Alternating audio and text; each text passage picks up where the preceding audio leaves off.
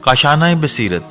एक ऐसा YouTube channel जिस पर हर किस्म की दीनी कुतुब बिलखसूस महरूम बसारत अफराद के लिए ऑडियो और वीडियो फॉर्मेट में दस्तयाब हैं और बिलउमूम तमाम मुसलमान बरादरान और ख़ाहिरान के लिए दस्तयाब हैं। इसलिए आपसे गुजारिश है कि बेल आइकन को प्रेस करके हमारे इस चैनल को ज़रूर सब्सक्राइब कीजिए ताकि आइंदा आने वाली हर किताब आपको बर वक्त मिलती रहे।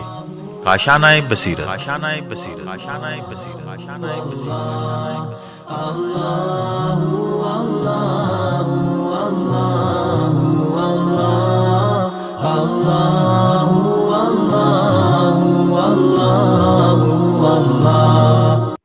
बिस्मिल्लाहिर्रहमानिर्रहीम। अस्सलामु अलैकुम। ये काशानाए बसीरत का ऑडियो बुक सेक्शन है। हम जो किताब पढ़ रहे हैं उसका नाम है तारीख़ और माशरा, मौलिफ़ शहीद मुर्तज़ा मुतहरी, तहसीह प्रूफ रीडिंग मुजाहिद हुसैन हुर साहब और नाशिर शहीद मुतहरी फाउंडेशन। अब हम किताब का पार्ट नंबर 8 पढ़ेंगे, इंतक़ादात।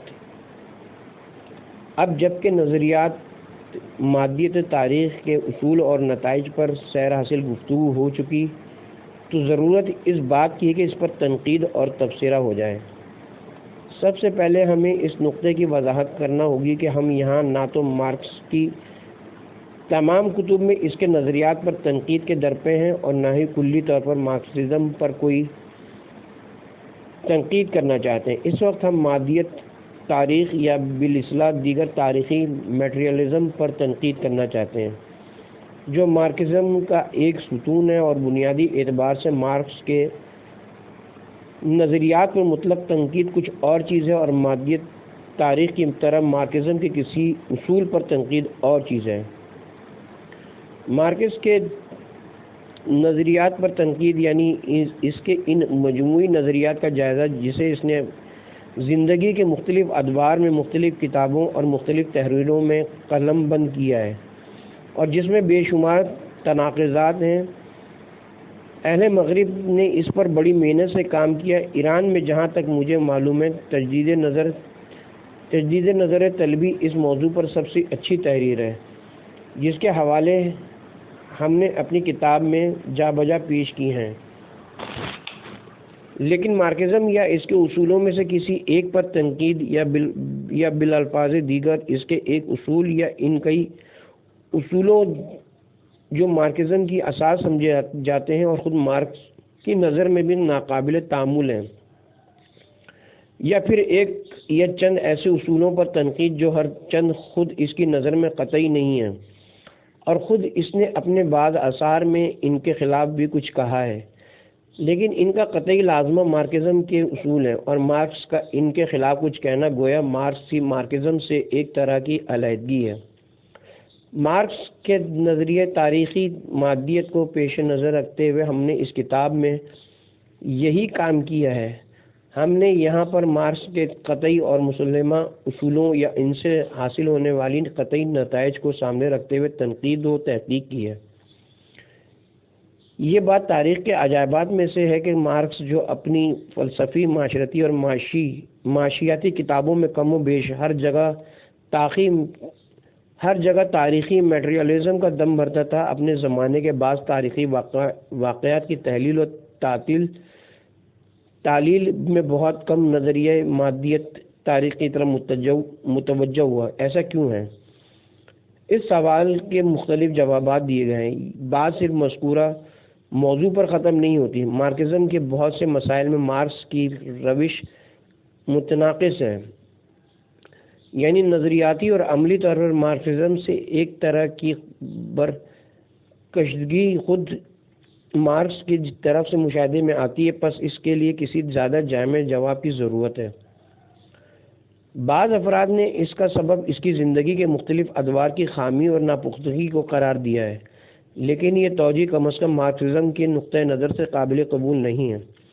इसलिए आज मार्क्सिज़म के जो उसूल हमारे सामने ہیں، ان میں سے بہت سے مارکس کی جوانی یا درمیانی عمر کے دور سے متعلق ہیں، جبکہ بہت سی وہ باتیں جو انحرافی سمجھی جاتی ہیں جس میں اس کے اپنے زمانے کے بعض واقعات کی تحلیل بھی شامل ہے، اس کی زندگی کے آخری دور سے متعلق ہیں۔ بعض افراد نے اس اختلاف کو اس کی دوہری شخصیت پر محمول کیا ہے اور کہا ہے کہ وہ ایک طرف سے فلسفی، صاحب نظر اور صاحب مکتب شخص تھا، جسے طبعی طور پر ایک یقین کا حامل ہونا چاہیے تھا تاکہ وہ اصولوں کو قطعی اور ناقابل تردید گردانے اور پوری قوت سے واقعات کو اپنے ذہن میں اترتے ہوئے افکار کے مطابق ڈھالے۔ دوسری طرف وہ ایک علمی شخصیت اور علمی باطن کا حامل تھا، اور اس کا علمی باطن اس بات کا متقاضی تھا کہ وہ ہمیشہ حقائق کے سامنے سر تسلیم خم کر دے اور کسی یقینی اصول کا پابند نہ ہو۔ بعض نے مارکس اور مارکسزم میں فرق رکھا ہے۔ ان کا دعویٰ ہے کہ مارکس اور مارکس کی فکر مارکسزم کا ایک مرحلہ ہے۔ مارکسزم اپنے جوہر میں ایک ترقی پذیر مکتب ہے، پس اگر مارکسزم نے مارکس کو پیچھے چھوڑ دیا ہو تو اس میں مذائقے کی کون سی بات ہے؟ بعبارت دیگر، اگر مارکس کا مارکسزم جو مارکسزم کا دور طفلی ہونے کے باعث قابل تردید ہے، تو یہ اس بات کی دلیل نہیں کہ مارکسزم قابل تردید ہے۔ لیکن اس عقیدے کے حامل افراد اس بات کی وضاحت نہیں کرتے کہ مارکسزم کا اصلی جوہر کیا ہے۔ کسی مکتب کے ارتقا پذیر ہونے کی شرط یہ ہے کہ اس کے اولین بنیادی اصول مستقل اور ناقابل تغیر ہوں، اور جو کچھ اعتراض و فروع میں ہو، اصول اپنی جگہ ثابت رہیں، وگرنہ کسی نظریے کی تنسیخ اور اس کے کمال پذیر ہونے میں کوئی فرق باقی نہیں رہتا۔ اگر ہم کسی ثابت اور باقی رہنے والے اصول کو شرط تکامل نہ جانیں تو پھر بات کیا رہ جاتی ہے؟ پھر کیوں نہ ہم ہیگل، ازم، سن سیمون، پروڈون یا ان جیسے دیگر قابل ما قبل مارکس شخصیتوں سے اپنی گفتگو کا آغاز کریں اور ہیگل، سن سیمونزم یا پروڈوزم کو ایک تکامل پذیر مکتب جانیں اور مارکسزم کو ان مکاتب کے مراحل میں سے ایک مرحلہ قرار دیں۔ ہمارے خیال میں مارکس کے تناقضات کا سبب یہ ہے کہ مارکس بیشتر مارکسٹوں کی نسبت کم تر مارکسٹ ہے۔ کہتے ہیں کہ اس نے مارکسٹوں کے ایک مجمع میں، جہاں وہ اپنے پچھلے نظریے کے برخلاف نئے نظریے کی حمایت میں بول رہا تھا اور سننے والے اس کی گفتگو برداشت نہیں کر رہے تھے، کہا میں اس پائے کا مارکسٹ نہیں ہوں جس پائے کے مارکسٹ آپ لوگ ہیں۔ نیز یہ بھی کہا جاتا ہے کہ اس نے اپنی عمر کے آخری حصے میں کہا میں قطعاً مارکسٹ نہیں ہوں۔ اپنے بعض نظریات میں مارکسزم سے مارکس کی جدائی کا سبب یہ تھا کہ مارکس کی ہوش مندی اور اس کے فکر و فہم کی بلندی سے یہ بات دور تھی کہ وہ 100% مارکسٹ بن جائے۔ مکمل مارکسٹ بننا کسی قدر حماقت کا متقاضی ہے۔ تاریخی میٹریلزم جو مارکسزم کا ایک حصہ ہے اور جس پر ہماری گفتگو جاری ہے، جیسا کہ پہلے عرض کیا جا چکا ہے، کچھ اصول اور نتائج کا حامل ہے اور صرف مارکس کا عالم ہونا ہی نہیں بلکہ اس کا فلسفی ہونا اور اس کا مفکر ہونا اسے اس بات کی اجازت نہیں دیتا تھا کہ وہ ان اصولوں اور نتائج کا ہمیشہ پابند رہے۔ اب ہم تنقیدات کی طرف آتے ہیں۔ نمبر 1، بے دلیل ہونا۔ سب سے پہلے تنقید یہ ہے کہ یہ نظریہ ایک بلا دلیل تھیوری کی حد سے آگے نہیں بڑھتا۔ ہونا یوں چاہیے کہ ایک تاریخی فلسفی نظریہ یا تو اپنے زمانے کے عینی تاریخی حقائق کے تجربے پر مبنی ہو اور اسے دوسرے ادوار پر عمومیت دی جائے، یا پھر اس کی بنیاد گزشتہ حقیقتوں کے تاریخی شواہد پر ہو اور اسے حال اور آئندہ کے زمانوں پر عمومیت دی جائے، یا پھر یہ نظریہ ایسا ہو جو ثابت اور مسلمہ فلسفی، منطقی اور علمی اصولوں کی بنیاد پر علم منطق کے قیاس و استدلال کے انداز پر ثابت ہو۔ تاریخی میٹریلزم کی تھیوری ان میں سے کسی روش پر مبنی نہیں۔ اس راستے سے نہ تو ان حقائق کی توضیح ہوتی ہے جو مارکس اور اینجلس کے زمانے سے متعلق ہے، یہاں تک کہ اینجلس خود اس بات کی تصریح کرتا ہے کہ میں نے اور مارکس نے اہمیت معاشیات کے بارے میں اپنی بعض کتابوں میں وہاں غلطی کا ارتکاب کیا ہے جہاں ہم نے اپنے زمانے کے حقائق کا تجزیہ کیا ہے۔ چونکہ ہم خود حقائق کا سامنا کر رہے ہیں، ان غلطیوں سے مبرہ ہیں۔ چند ہزار سالہ انسانی تاریخ بھی ان کی تائید نہیں کرتی، یہاں تک کہ انسان جب فلسفی فرمودات کی کتب کا مطالعہ کرتا ہے جن میں گزشتہ تاریخ کی مادیت تاریخ کے حوالے سے توجیہ ٹھوسی گئی ہے تو ان لوگوں کی توجہ و تعویل پر سخت حیرت ہوتی ہے۔ مثلا کتاب تاریخ جہان میں۔ نمبر 2، بانیان مکتب کی تجدید نظر۔ جیسا کہ ہم بار بار عرض کر چکے ہیں، مارکس معاشرے کی معاشی بنیاد کو، اثر اور باقی پہلوؤں کو اس بنیاد پر تعمیرات سے تعبیر کرتا ہے، اور اس تعبیر سے معاشی بنیاد پر تمام بنیادوں کی یک جانبہ وابستگی کا پتہ چلتا ہے۔ علاوہ بریں، مارکس اپنے متعدد مذکورہ بیانات میں اس بات کی تصریح کرتا ہے کہ تاثیر اور وابستگی ایک جانب ہے، یعنی معاشی عوامل تاثیر مرتب کرنے والے عوامل ہیں اور باقی تمام شعبے تاثیر لینے والے ہیں۔ معاشی عوامل خود سے آزادانہ طور پر عمل کرتے ہیں اور دیگر عوامل وابستہ عوامل ہیں۔ حقیقت تو یہ کہ مارکس نے تصریح کی ہو یا نہ کی ہو، مادے کی روح پر، مادی ضروریات کی مانوی ضرورت پر، سوشیالوجی کی نفسیات پر اور کام کرنے کی فکر پر برتری سے متعلق مارکس کے خاص نظریات اسی نقطۂ نظر کا تقاضا کرتے ہیں۔ لیکن مارکس نے اپنی بہت سی تحریروں میں جدلیاتی منطق کی بنیاد پر ایک اور مسئلے کو پیش کیا ہے، جسے ایک طرح کا تجدید نظر اور کسی حد تک تاریخ کی مطلق مادیت سے انحراف کہا جا سکتا ہے، اور وہ یہ ہے مسئلہ تاثیر متقابل۔ تاثیر متقابل کی اصول کی روح سے علت کے رابطے کو یک طرفہ سمجھنا چاہیے۔ جس طرح الف بے کی علت اور اس میں مؤثر ہے، اسی طرح بے بھی اپنی جگہ الف کی علت اور اس کا مؤثر ہے، بلکہ اس اصول کی بنیاد پر عالم طبیعت اور معاشرے کے تمام اجزاء کے درمیان ایک طرح کی وابستگی اور ایک طرح کی متقابل تاثیر پائی جاتی ہے۔ مجھے فی الحال اس سے کوئی بحث نہیں کہ اس صورت میں پیش کیا جانے والا جدلیاتی قانون درست بھی ہے کہ نہیں، لیکن میں یہ کہوں گا کہ اس قانون کی بنیاد پر مادہ اور روح، کام اور فکر یا معاشی پہلو اور دیگر پہلوؤں میں سے ایک کی دوسرے پر ترجیح کی بحث ہی بے معنی ہو جاتی ہے، کیونکہ اگر دو چیزیں ایک دوسرے سے وابستہ رہیں اور ایک وجود دوسرے کے لیے ضروری اور دونوں کا رہنا شرط وجود بن جائے تو پھر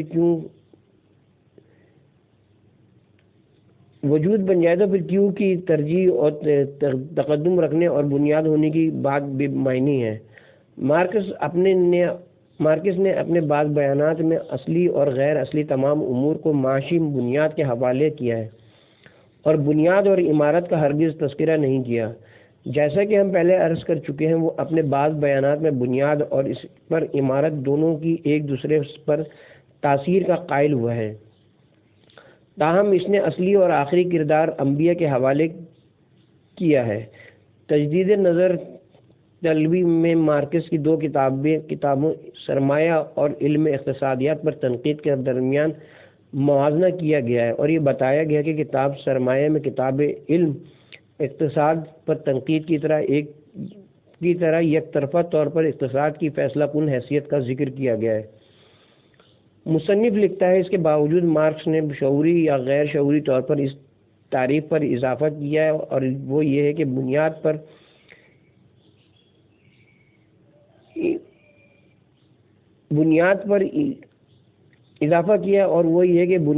عمارت بنیاد کی ترجیح کے باوجود معاشرے میں اس کے لیے بنیادی کردار ادا کر سکتی ہے۔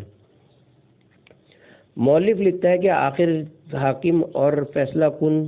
کردار کی حامل ہونے کی حیثیت سے اقتصادی بنیاد ہمیشہ جو کردار ادا کرتی ہے، اور اس بنیادی کردار میں کہ جو عمارت ادا کرتی ہے فرقی نوعیت کیا ہے۔ یعنی اگر یہ عمارت کبھی بنیادی کردار ادا کرتی ہے تو ایسی حالت میں وہ حکم فرما اور فیصلہ کن حیثیت کی بھی حامل ہوگی، بلکہ پھر جسے ہم عمارت کہتے ہیں وہ عمارت نہیں رہتی بلکہ بنیاد بن جاتی ہے، اور بنیاد عمارت کی جگہ لے لیتی ہے۔ اینجلس نے اپنی عمر کے آخری حصے میں جوزف بلاک نامی ایک شخص کے نام جو خط لکھا ہے، اس میں وہ اس طرح گویا ہوا ہے: تاریخ کے مادی نظریے کے مطابق آخری مرحلے میں تاریخ کی فیصلہ کن عامل پیداوار اور زندگی کی حقیقی تجدید ہے۔ میں نے اور مارکس نے اس سے زیادہ کچھ نہیں کہا ہے۔ اب اگر کوئی مارکس کے بعد اس گفتگو کو مسخ کر کے اس سے یہ مطلب نکالتا ہے کہ معاشی عاملی بطور مطلق فیصلہ کن عامل ہے، تو وہ اس عبارت کو ایک مجرد پھیکی اور بیہودہ عبارت بناتا ہے۔ اقتصادی حالت بنیاد ہے، جبکہ دیگر عناصر عمارت میں طبقاتی کشمکش کی سیاسی شکل اور اس کے نتائج یعنی کائناتی غلبے کے بعد کی حالات، قانونی صورت، یہاں تک کہ شرکت کرنے والوں کے ذہن میں حقیقی کشمکشوں کے انعکاس، سیاسی، قانونی اور فلسفی نظریات، مذہبی اعتقادات اور اس سے رونما ہونے والے انقلابات تاریخی واقعات پر اثر انداز ہوتے ہیں اور اکثر حالات میں حقیقی طور پر اس کی صورت گری کرتے ہیں۔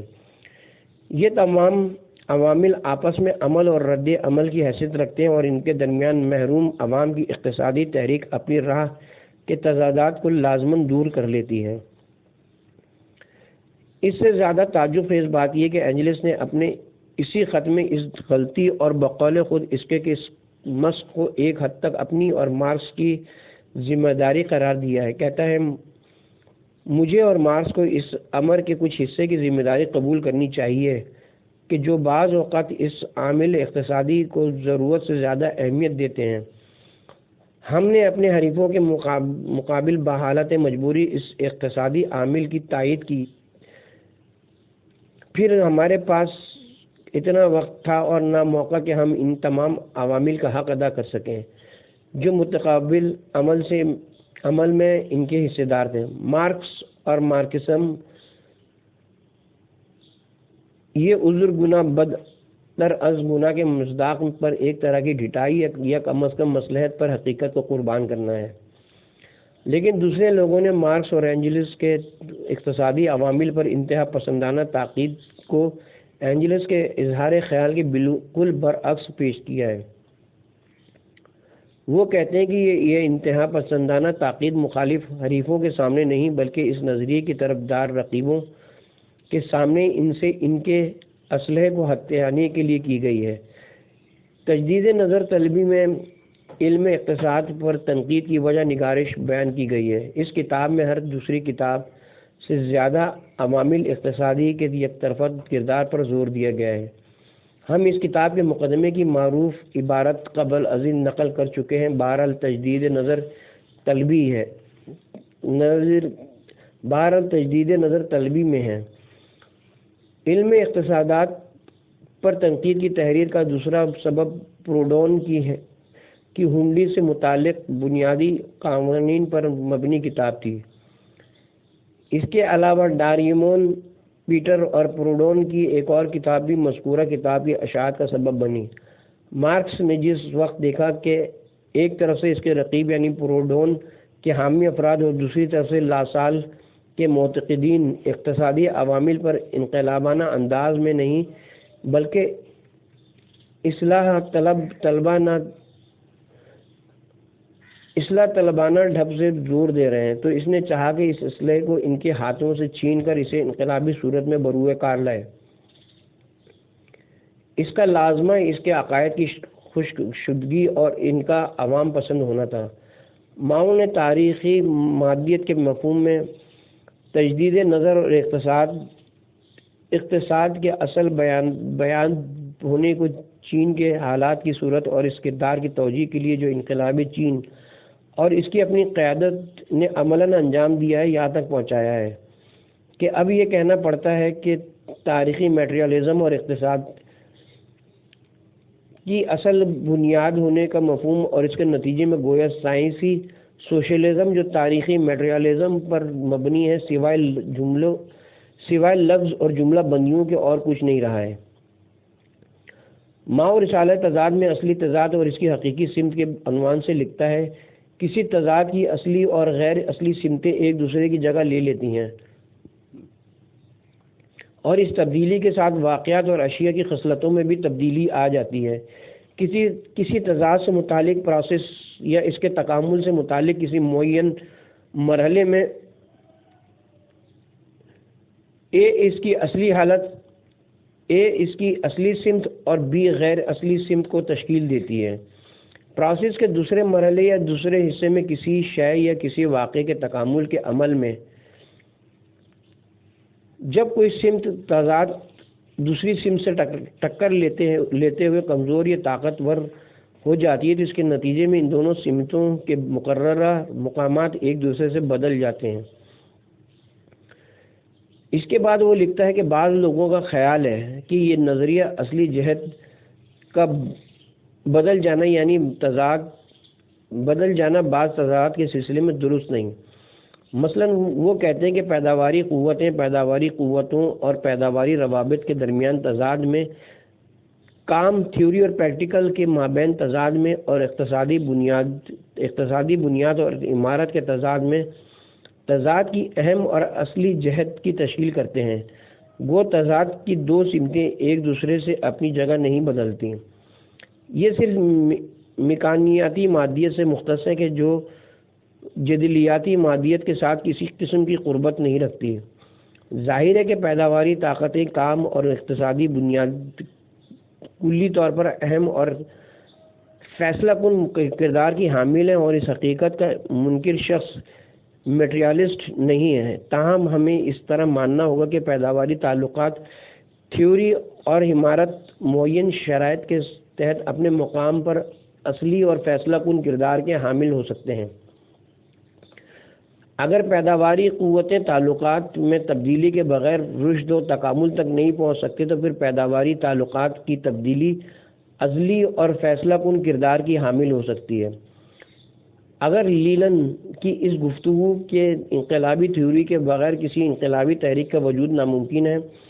آج کے دستور میں شامل کر لیا جائے تو انقلابی نظریے کی تخلیق اور اشاعت بنیادی اور فیصلہ کن کردار حاصل کر لے گی۔ اگر عمارت، سیاست اور کلچر وغیرہ اقتصادی بنیاد کی رشد و تکامل میں رکاوٹ بن جائے تو اس منزل پر سیاسی اور ثقافتی تحولات اصلی اور فیصلہ کن کردار کے حامل ہو جائیں گے۔ کیا ہم نے اس اصول کے تحت میٹریالزم کی تنقیض و نفی کر دی ہے؟ ہرگز نہیں، اس لیے کہ ہم اس بات کو مانتے ہیں کہ تاریخ کی پیش رفت کے عمومی راستے میں مادہ روح کے لیے فیصلہ کن کردار ادا کرتا ہے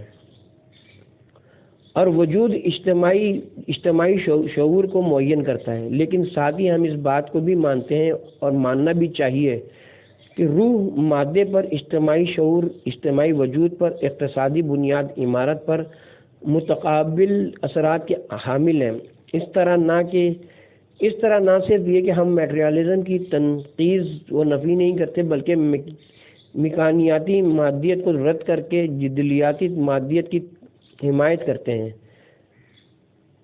جناب ماؤ نے اپنی گفتگو میں تاریخی میٹریالزم کی مکمل تنقیض کی ہے۔ جناب ماؤ کہتے ہیں، اگر پیداواری تعلقات پیداواری قوتوں کے رشد و تکامل کے آڑے آتے ہیں یا پھر ان کی یہ بات جس دم انقلابی تحریک انقلابی نظریے کی محتاج ہو، یا یہ گفتگو کہ اگر عمارت بنیاد کی ترقی و تکامل کی راہ میں حائل ہو، یہ تمام باتیں وہ ہیں جو ہمیشہ سے ہوتی چلی آئی ہیں اور انہیں ہونا بھی چاہیے، لیکن تاریخی میٹریالزم کے مطابق پیداواری قوتوں کا ارتقاء لازمی طور پر پیداواری تعلقات میں تبدیلی پیدا کرتا ہے۔ انقلابی تبدیلی جبراً از خود پیدا ہو جاتی ہے اور عمارت جبراً بنیاد کی پیروی میں درگوں ہو جاتی ہے۔ کیا مارکس نے کمال صلاحیت کے ساتھ انتقاد بر اقتصاد کے مقدمے میں یہ نہیں کہا معاشرے کی پیداواری طاقتیں ترقی و تکامل کے ایک خاص مرحلے میں موجود پیداواری روابط یا روابط مالکیت جو پیداواری قانون اصطلاح ہیں اور پیداواری قوتیں اب تک جن تعلقات میں اپنا عمل جاری رکھے ہوئے تھی سے ٹکرا جاتے ہیں۔ یہ تعلقات جو ماضی میں تولیدی طاقتوں کی ترقی کا ذریعہ تھے اب ان کی راہ میں حائل ہو جاتے ہیں اور پھر معاشرتی انقلاب کا دور شروع ہو جاتا ہے اور معاشی یا اقتصادی اساس میں تبدیلی ساری عمارت کو کسی قدر سریعت کے ساتھ تباہ کر دیتی ہے۔ پیداواری طاقتوں کی ترقی کی راہ کھولنے کے لیے پیداواری روابط کی تبدیلی کا پیداواری قوتوں میں رشد کا تقدم انقلابی فکر کو انقلابی عمل میں بدلنے کے لیے انقلابی تھیوری کی تدوین کا تقدم بنیاد میں تبدیلی لانے کے لیے عمارت میں تبدیلی کام پر فکر اور مادہ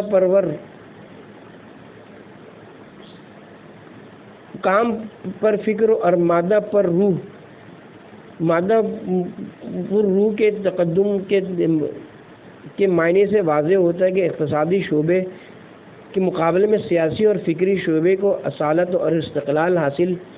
ہے اور اس سے مادیت تاریخ کی نفی ہوتی ہے۔ ماؤ کا یہ کہنا ہے کہ تاثیر کو یک طرفہ جاننے کا مطلب جدلیاتی مادیت کی تنقیض ہے، درست ہے، لیکن اس کا کیا کیا جائے کہ سوشلزم کی اساس اسی کی ضد پر قائم ہے، لہذا مجبوراً یا تو علمی سوشلزم کو ماننا اور جدلیاتی منطق کی تردید کرنا ہوگی یا پھر جدلیاتی منطق کو ماننا اور علمی سوشلزم کو رد کرنا ہوگا۔ علامہ بری جناب ماؤ کہتے ہیں، ہم جانتے ہیں کہ تاریخ کی پیش رفت کے عمومی عمل میں مادہ روح کے لیے معاشرتی وجود معاشرتی شعور کے لیے فیصلہ کن کردار ادا کرتے ہیں۔ اس سے وہ کیا کہنا چاہتے ہیں؟ جب یہ بات تسلیم کر لی گئی کہ اصلی تضادات کی سمتیں آپس میں بدلتی رہتی ہیں تو پھر کبھی پیداواری طاقتیں پیداواری تعلقات کو معین کرتی ہیں اور کبھی اس کے برعکس، کبھی سیاست، کلچر، طاقت، مذہب اور ان جیسی چیزیں معاشرے کی اقتصادی بنیاد کو تبدیل کرتی ہیں اور کبھی اس کے برعکس۔ بس کبھی مادہ روح کو معین کرتا ہے اور کبھی اس کے برعکس، کبھی سماجی وجود سماجی شعور کا خلق ہے اور کبھی برعکس۔ حقیقت تو یہ ہے کہ جناب ماؤ نے کچھ تضادات کی بنیادی سمتوں کے تبدیل ہونے کے بارے میں کہا ہے، وہ دراصل ماؤازم کی توجیہ ہے کہ جو مارکسزم کے تاریخی میٹریلزم کی توجیہ کے بجائے عملاً اس کی ضد بن گئی ہے۔ یہ چند کہ وہ اسے بظاہر توجیہ ہی کی صورت دیتے ہیں، ماؤ نے یہ عملاً ثابت کر دیا کہ وہ بھی مارکس کی طرح اس سے زیادہ سمجھدار ہے کہ ہمیشہ مارکسسٹ رہے۔ ماؤ کی قیادت میں آنے والے انقلاب چین نے عملی طور پر سائنٹیفک سوشلزم اور تاریخی میٹریلزم اور بالآخر مارکسزم کی نفی کر دی ہے۔ چین نے ماؤ کی قیادت میں کسانوں کے انقلاب کے ذریعے چین کے قدیم جاگیردارانہ نظام کو الٹ دیا اور اس کی جگہ سوشلزم کو رائج کیا۔ حالانکہ سائنٹیفک سوشلزم اور تاریخی میٹریلزم کی روح سے اس ملک کو جو جاگیردارانہ نظام کے اس مرحلے سے گزر رہا ہو، باعتبار ترتیب کیپٹلزم اور صنعتی مرحلے میں داخل ہونا چاہے اور اس مرحلے میں ترقی کی معراج پر پہنچنے کے بعد سوشلزم کی طرف بڑھنا چاہے، تاریخی میٹریلزم کی روح سے جس طرح نطفہ ماں کے رحم میں دو مرحلے ایک ساتھ طے نہیں کر سکتا، معاشرہ بھی منظم اور سلسلہ وار مراحل سے گزرے بغیر آخری مرحلے تک نہیں پہنچ سکتا۔ لیکن ماؤ نے عملاً دکھلا دیا کہ وہ ایسی دایا ہے جو 4 مہینے کی جین کو صحیح و سالم، مکمل اور بے عیب دنیا میں لا سکتی ہے۔ اس نے دکھا دیا کہ مارکس کے دعوے کے برخلاف قیادت، جماعتی تربیت، سیاسی سرگرمیاں، انقلابی تھیوری، معاشرتی معلومات گویا وہ تمام چیزیں ہیں جنہیں مارکس شعوری نوعیت دیتا ہے، وجودی نہیں، عمارت سمجھتا ہے، بنیاد نہیں، اور جس کے لیے وہ اصالت کا قائل نہیں، پیداواری تعلقات کو بدل سکتی ہیں اور ملک کو صنعتی بنا سکتی ہیں اور اس طرح عملاً سائنٹیفک سوشلزم کو نظر انداز کر سکتی ہیں۔ ماؤ نے ایک اور طرح سے بھی تاریخ کے مارکسی نظریے کی تنقید کی ہے۔ مارکسی نظریے یا کم از کم خود مارکس کے اعتبار سے کسان طبقے کے پاس اگرچہ انقلابی ہونے کی پہلی اور دوسری شرط جو استحصال یافتہ ہونے اور مالکیت نہ رکھنے سے عبارت ہے موجود ہے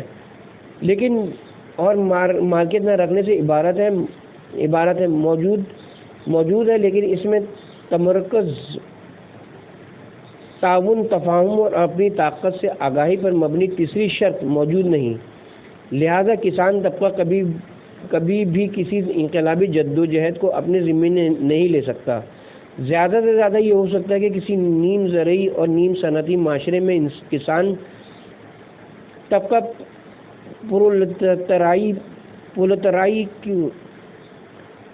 پرولتاریہ کے انقلابی طبقے کا پیروکار بن جائے، بلکہ مارکس کی نظر میں کسان طبقہ ذاتاً پست، رجعت پسند اور ہر طرح کی انقلابی تخلیق سے خالی ہے۔ مارکس اینجلز کے نام اپنے خط میں پولینڈ کے انقلاب سے متعلق موضوع میں دیہاتیوں کے بارے میں لکھتا ہے۔ دیہاتیوں ذاتاً رجعیت پسند ان پست لوگوں کو کبھی جنگ میں نہیں بلانا چاہیے، لیکن ماؤ نے اسی بالذات رجعیت پسند طبقے اور انہی پست فطرتوں کو جنہیں جنگ اور پیکار میں نہیں بلانا چاہیے ایک انقلابی طبقہ بنایا اور ایک قدیم حکومت کا تختہ الٹ دیا۔ مارکس کی نگاہ میں کسان صرف یہی نہیں کہ کسی ملک کو سوشلزم کی طرف لے جا سکتے، بلکہ جاگیردارانہ نظام کی کیپٹلزم میں منتقلی میں بھی ان کا کوئی حصہ نہیں۔ وہ طبقہ جو معاشرے کو فیوڈلزم سے کیپٹلزم میں منتقل کرتا ہے اور اس تاریخی لمحے میں انقلابی خصلت کا حامل ہوتا ہے، بورژوائی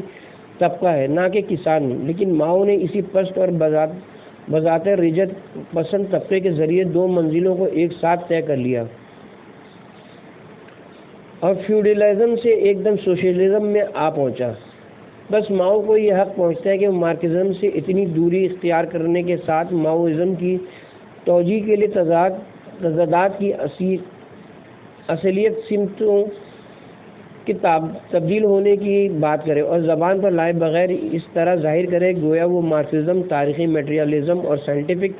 سوشلزم کی عالمانہ تفسیر کر رہا ہے۔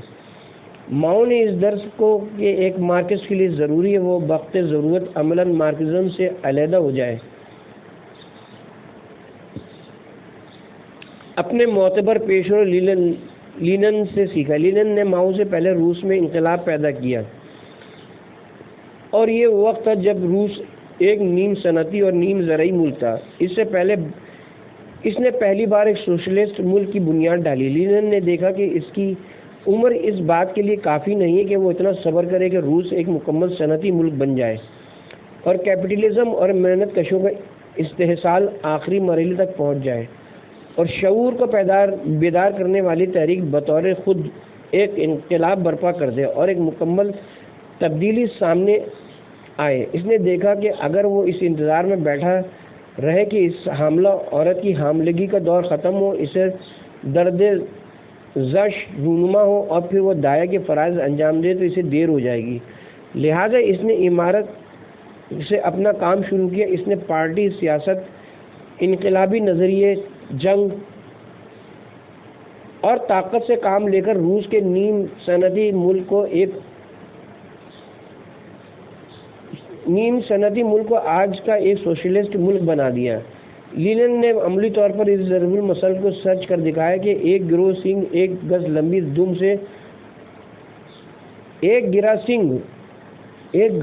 دم سے بدرجہ بہتر ہے۔ وہ مارکس کی ایک گز لمبی دم کے انتظار میں نہیں بیٹھا کہ روسی معاشرے کی اقتصادی بنیاد پر اپنے ڈائنامک تحریک سے کبھی کوئی شورش برپا کرے اور انقلاب رونما ہو۔ اس نے اپنی زرد سیاست، جماعتی تعلیمات اور سیاسی آگاہی پر مبنی ایک گرہ والی سینگ سے استفادہ کیا اور کامیاب رہا۔ نمبر 3، بنیاد اور عمارت کے جبری تطابق کا بطلان۔ تاریخی مادیت کے نظریے کی روح سے معاشروں میں ہمیشہ یہ ضروری ہے کہ عمارت اور بنیاد کے درمیان ایک طرح کی مطابقت پائی جائے، اور وہ اس طرح کہ عمارت سے بنیاد اور بنیاد سے عمارت کی شناخت ہو سکے۔ جیسے علم منطق میں برہان انہی ہوتا ہے جس سے حاصل ہونے والی معرفت نیم کامل ہوتی ہے، اور برہان علمی سے حاصل ہونے والی معرفت کامل ہوتی ہے۔ اگر بنیاد دگرگوں اور عمارت و بنیاد کا تطابق بگڑ جائے تو لازماً معاشرے کا توازن بھی بگڑ جائے گا اور ایک بحران رونما ہوگا، جس کے نتیجے میں بہرحال عمارت کم و بیش تیزی کے ساتھ تباہی سے دوچار ہوگی، مگر جب تک بنیاد اپنی پہلی حالت پر باقی رہے گی، عمارت بھی لازمی طور پر اپنی جگہ پر مستحکم رہے گی۔ دور حاضر کے تاریخی واقعات نے عملاً اس کے الٹ ثابت کیا ہے۔ مارکس اور اینجلز نے اقتصادی بحرانات جو 1827 سے 1847 کے دوران رہے کے بعد سیاسی اور اجتماعی انقلابات دیکھے اور یہ سمجھے کہ معاشرتی انقلابات اقتصادی بحرانوں کا ضروری اور لائنفق نتیجہ ہوتے ہیں، لیکن مؤلف تجدید نظر طلبی کہتا ہے کہ تاریخ کا مذاق دیکھیے کہ 1847 سے آج تک صنعتی ممالک میں ہمیں کوئی ایسا اقتصادی بحران نظر نہیں آیا جو انقلاب ساتھ لایا ہو۔ اسی مارکس کے زمانے میں اور اس کی موت سے پہلے 4 مرتبہ پیداواری تعلقات سے ٹکرائیں اور کوئی انقلاب نہیں آیا، اور بعد میں جے شوسٹر جیسے بعض ماہرین نے معاشیات اس نتیجے پر پہنچے کہ انہوں نے ان بحرانات کو تعمیری تباہی کہا اور معاشی توازن اور ترقی کو واپس پلٹانے کے لیے انہیں قابل اطمینان دریچہ قرار دیا۔ انگلینڈ، جرمنی، فرانس اور امریکہ جیسے ملکوں نے عظیم صنعتی ترقی حاصل کی اور سرمایہ داری کو اپنی انتہائی بلندی تک پہنچایا۔ مارکس کا خیال تھا کہ یہ وہ ممالک ہوں گے جن میں سب سے پہلے مزدور رہنما انقلاب رونما ہوگا اور یہ سب سوشلسٹ بن جائیں گے، مگر اس کے برعکس ان کے سیاسی، قانونی اور مذہبی نظام اور وہ کچھ کہ جسے وہ عمارت کہتا تھا میں کوئی تبدیلی نہیں آئی۔ جس بچے کی پیدائش کا مارکس کو انتظار تھا، اس نے اپنے 9 ماہ پورے کر لیے اور 9 سال بھی گزار دیے، بلکہ 90 سال بھی بیت گئے، مگر ابھی تک پیدا نہیں ہوا اور اب آئندہ بھی اس کے پیدا ہونے کی امید نہیں ہے۔ البتہ یہ حکومتیں جلد یہ بدیر ختم ہونے والی ہیں، لیکن ان ملکوں میں جس انقلاب کی امید کی جا رہی ہے وہ قطعاً مزدور انقلاب نہیں ہوگا، اور تاریخ کا مارکسی نظریہ کسی طرح بھی درست ثابت نہیں ہوگا، اور یہی حال سوشلسٹ ممالک اور ان پر حکومت کرنے والوں کا بھی ہوگا۔ یہ بھی اپنے اس حال میں باقی نہیں رہیں گے، لیکن آئندہ آنے والی حکومت ہرگز سرمایہ دارانہ حکومت نہیں ہوگی۔ ان کے مقابلے میں ہم دیکھتے ہیں کہ مشرقی یورپ،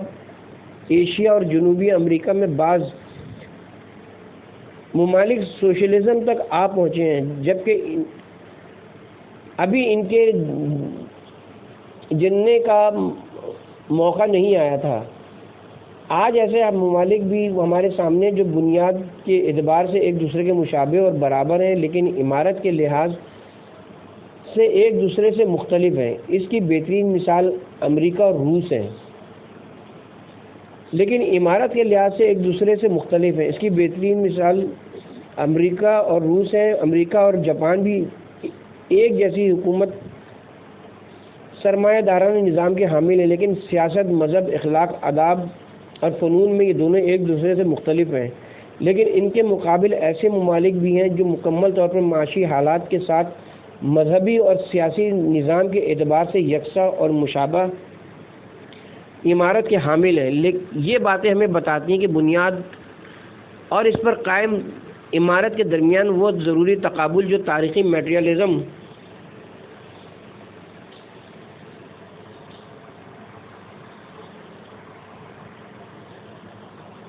کا لازمہ ہے سوائے توہم کے اور کچھ نہیں۔